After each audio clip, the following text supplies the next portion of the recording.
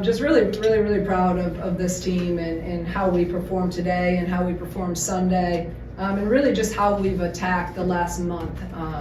Sometimes the wins didn't happen, but we've been a different team the past month, really, and how we've prepared, how we've practiced, just kind of fighting through a lot of adversity. And they've never wavered. They've continued to stay together, and I'm just really proud of them for that, because a lot of teams could have just given up and when we faced some of those challenges, but we didn't. And then tonight, it's just an unbelievable overall performance for our team. I mean, this was a team win. You have 6 people in double figures. We won all 3 of the battles that we had talked about.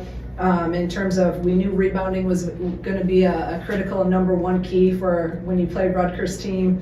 And we out-rebounded them 38-27, and then the offensive boards was what was our main priority, and we beat them in that category, which was huge. Won the paint battle, won the turnover battle, and when we do those things, usually good things happen for us. So, and then our point guards took care of the basketball, and that's huge. 12 between all 3 of them, 12 assists to 0 turnovers. That's pretty remarkable. So just overall great team win, and now it's just about continuing to build on this and continuing to get better. And we got a really tough Maryland team at their place on Saturday.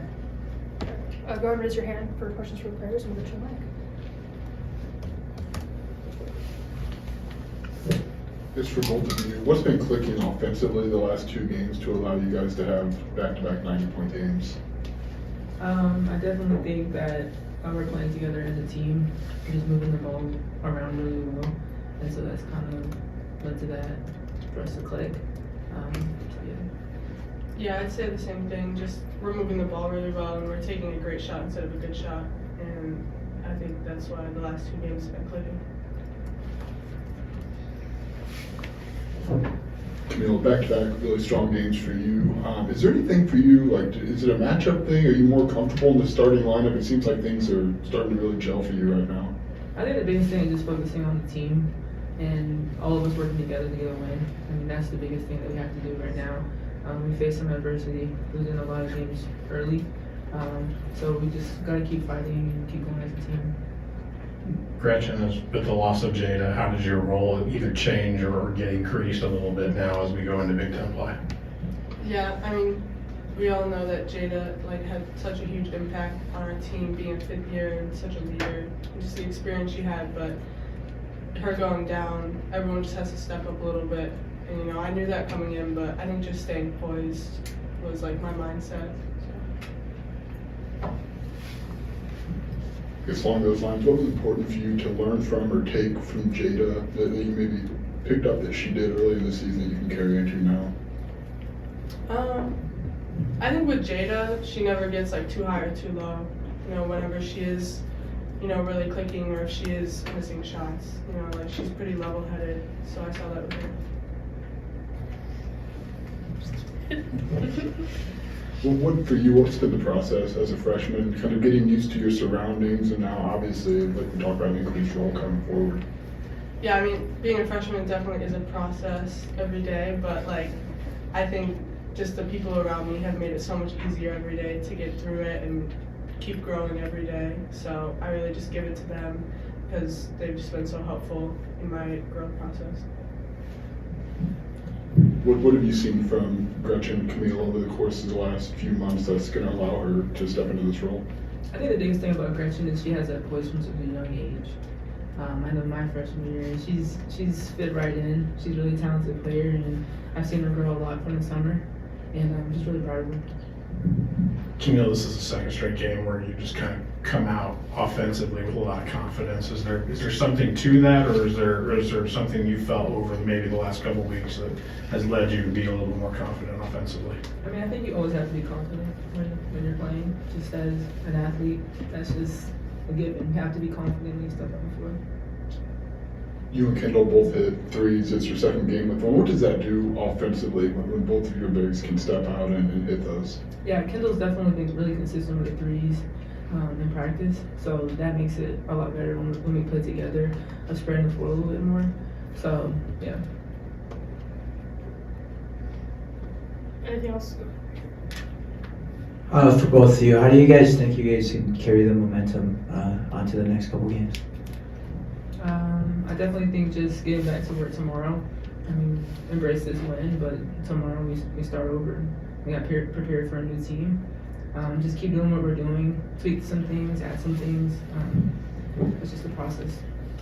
Yeah, just keeping the focus in practice and these next 2 days of prep going in, staying together as a team. Coach Green has mentioned the last month that you guys being different. Is there anything you two, for each of you, can pinpoint as to maybe what flipped for you guys that have allowed you to kind of find a little bit of momentum here? I definitely think just going to practice, watching film, just seeing the things that we need to correct, and really, honing down on those things and really getting that done. Gretchen, Coach, we've all heard about your scoring coming out of high school. Is there anything in this first 3 months that has kind of allowed you to feel a little bit more comfortable as we go along here? Maybe a little bit. Coach Green always just tells me to have a mindset that I am still in high school and just play that way. So I think that's helped me a little bit. Just remembering what translates, and stuff like that. How do you keep that mindset? Because obviously it's a whole different structure now and in college. So what's important for you to keep that kind of high school scoring mindset now? I mean, I think just focusing on the details. Everything is different in college, obviously. It's not like I can just play like I did in high school, but remembering, what I can do and staying confident while being poised at the same time.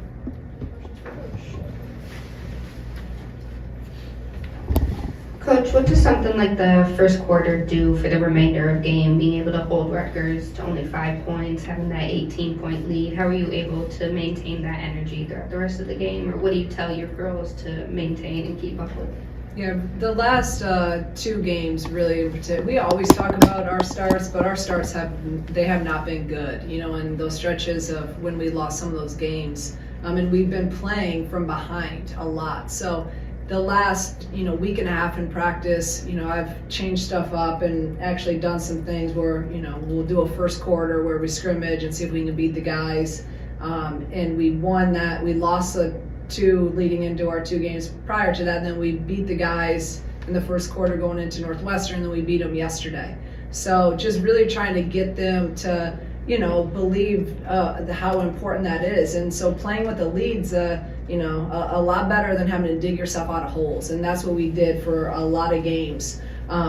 So that was huge. To come out and hold someone to 5 points, I don't care what level you're at, that shows that your defense is really clicking, and the attention to detail and our scout and the execution of that was elite in the first quarter. Now, and then the second quarter, they scored 29. So I told them at halftime, I know we're not gonna hold them to 5 points every quarter, but 5 to 29, there's a big gap there. I'd take 17 or 18, but not 29. And then we got back to it and we went 20 and 14. So that was really, really good. Our defense has been there. It's been there since the Michigan game. Our defense has been on point. It's just we couldn't put the ball in the basket. And now I just hope to God that we can continue to score 97 a game, and I'll be happy. Shauna, just what was your emotional reaction getting the news about Jada, and what does that mean for you guys moving forward this year? We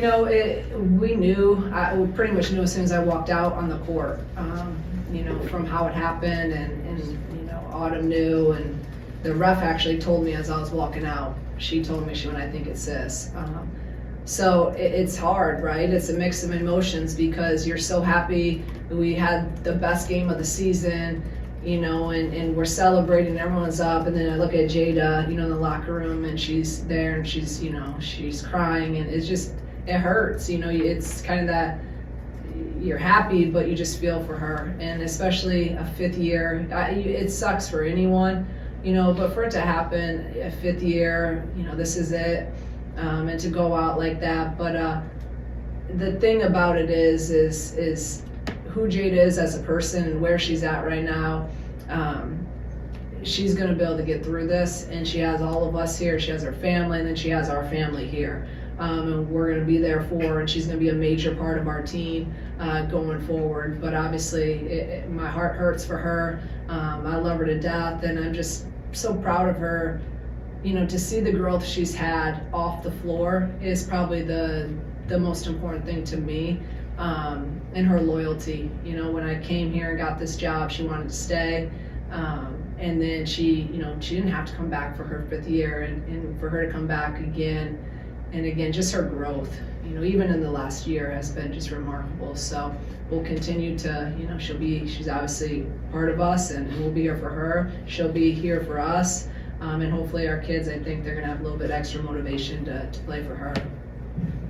Seems like whether she likes it or not, Gretchen's going to have to at least partially fill that role.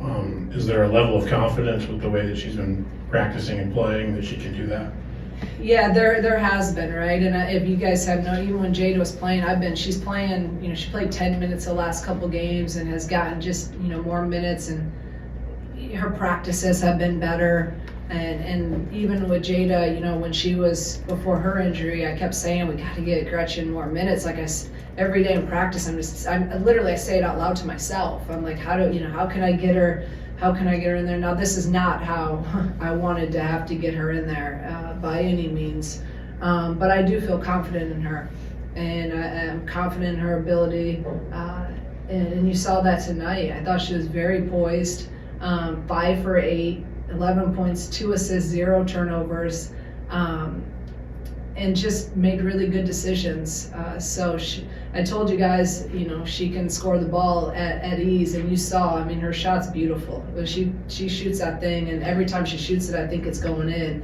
So I think just the more experience now, she's gonna have to play through some stuff now, and sometimes that's when you can grow, and that's sometimes the hard part about some of these guys, right? As a freshman, and I'm going to play Jada because we've been a little bit more, because I know we've been through stuff together, right? And so Gretchen, you put in, well, now she has to. So now you had to go through some of the mistakes too. And I just thought her game was a really complete game for 23 minutes. She's never played that before. Typically when you score, you're more sound on defense, but a few times, like down the floor with their inbound, you were flat-footed a bit. What was behind that, and what did you guys do to sort of fix that? Yeah, our defense transition was not good. They in the second quarter, off of made baskets, we get beat down court. So I told them in the timeout, I'm like, they know. I'm like, that's not acceptable. That cannot happen, So I thought we did a little bit better job of it the second half, and they made those adjustments. But a lot of that, a lot of it's just you got to sprint from 3-point line to 3-point line, and sometimes that's not a time to catch a breather in defense transitions. So we work D-trans every day, multiple times a day. So, and it's I thought we'd been better at it the last few games, and I thought we had a quicker response in this game than we have in others. So we'll continue to work it. Another regression. She had a possession at the end of the first half on defense where Yes. she forced a shot clock violation. Where has she grown on that side of the floor? How big is that kind of in the moment for her on defense? I told her in the locker room, I said, you even played some defense. You even had some good slides down there. But that is with all freshmen, right? And that was my biggest thing with her is, can she defend with that consistency level? I know she can score it. So tonight was good to see her be able to guard some of those guys. And she was on Petticord sometime, she guarded, all those guards, and those are some really athletic, good guards. And she was able to make her slides and keep them in front. But that play right in front of her bench, that was really, to me, I was like, okay, that gave me more confidence in her ability.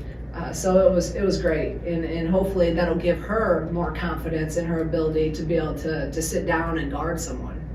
Seems like it's the second straight game where Camille has at least either done something offensively or touched it, and it's just kind of set her off for that first quarter. Have you found that that's kind of what gets her going early on, is just maybe not even scoring, but just touching the ball?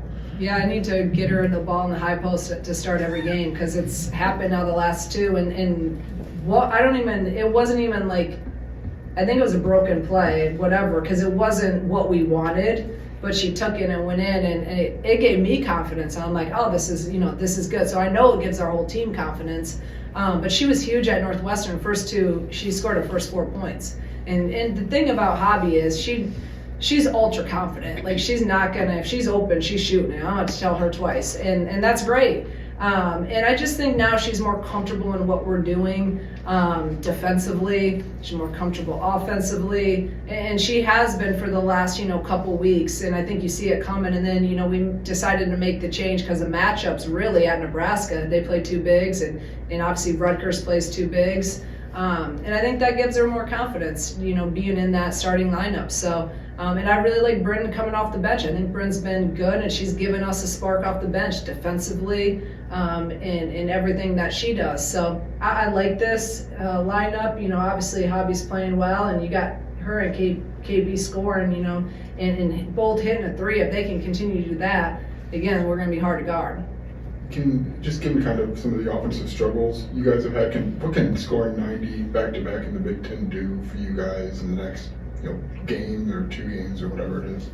When you score 48 points, 90 is like a million. I mean, I don't know if I've ever had a team that only scored 48 points. So it was, when I tell you guys, we were looking at every little thing, like how can we manufacture points? Our staff, we're diving into stuff, but really it was all about getting the ball moving more. I think that's where we kind of got, because we started pressing so much when you're not scoring.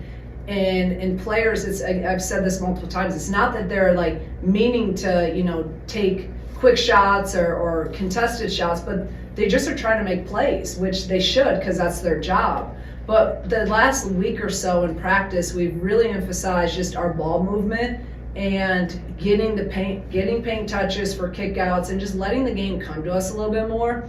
And I think you see there's not contested shot, there's not bad shots.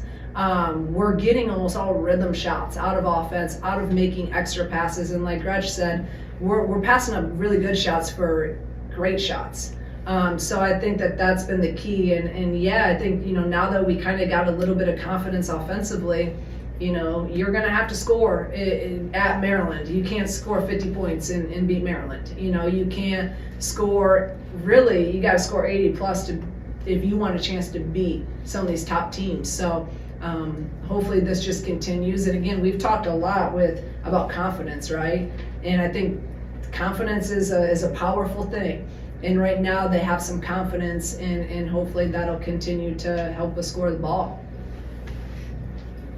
What did you like about the defensive plan, especially in the first half guarding Destiny? I know she had 26, but she only had 7 at half, and it seemed like you guys had a really good plan on her. I thought we were great. I thought she had 26. A lot of those came late. A lot of those came, but I thought with, from the start, we frustrated her early. And just credit our bigs, KB and Hobby and Bryn on her at times, but they did a really good job of forcing her high and trying to get her out of where she, her spots. That was our whole thing with them. You know that what they want to do with their posts. We got to try to keep their bigs out of their spots, keep them high. I thought we were really, really physical with them. And then we kept their guards out of their spots. And when you do that, you execute game plan. We were sharp on our ball screen coverage. We made adjustments and we were sharp with that. We were just really locked in and really, really focused and executed at a high level. So I was really happy with how we handled Adams up until some of those other points. But overall, I thought we did a great job on all their bigs. We held them down. I know we keep lauding the 96 points, but what I think is even cooler is only 13 3-point attempts tonight. Is there something you've been preaching in that style, or are they just finding easier and more efficient shots? I think you get more efficient shots when you're moving the ball and playing as a team. And that's what's happening right now. And our guards are getting into the paint, so we're able, the threes we took were all good threes. They're all rhythm threes. But we're getting dump downs, we're getting, pull-ups, we're getting to our spots, which we talk about a lot. Our players getting to where they shoot a high percentage. And it's just the ball movement. I think that's the biggest difference is we were just taking so many contested shots, and it was one and done. And now, we're just getting much better shots. Obviously, we talked about Gretchen stepping into a bigger role, but it seems like there'd maybe be a trickle-down effect in the rotation. Like Shay, it looked like she played a lot more tonight. What's it look like beyond maybe Gretchen getting more minutes? Yeah, it's really going to have to be everyone, because you had Jada, then you had Gretchen, now you're down a guard and down an experienced guard. So even to get Makaira and Jen minutes or a break, so Cam's going to have to play some minutes and more minutes. Shay's going to have to be able to step up. Corey, as she continues to progress. But yeah, losing Jada, losing Jada's big. It's a big, it hurts us obviously for multiple reasons. And she was one of our best defenders, and with her length and her knowledge, her experience, we put her on almost all the best wings. So now Dale's going to have to step up and really step into that lead, because she's our bigger guard that, again, is experienced. Gretchen's going to have to, she's going to have to accelerate quickly on her defensive level, because we just don't have a lot of bigger guards like a Jada was. And obviously Jada's ability to shoot the ball and all that, but just her experience is something that, again, it's a big hit for us.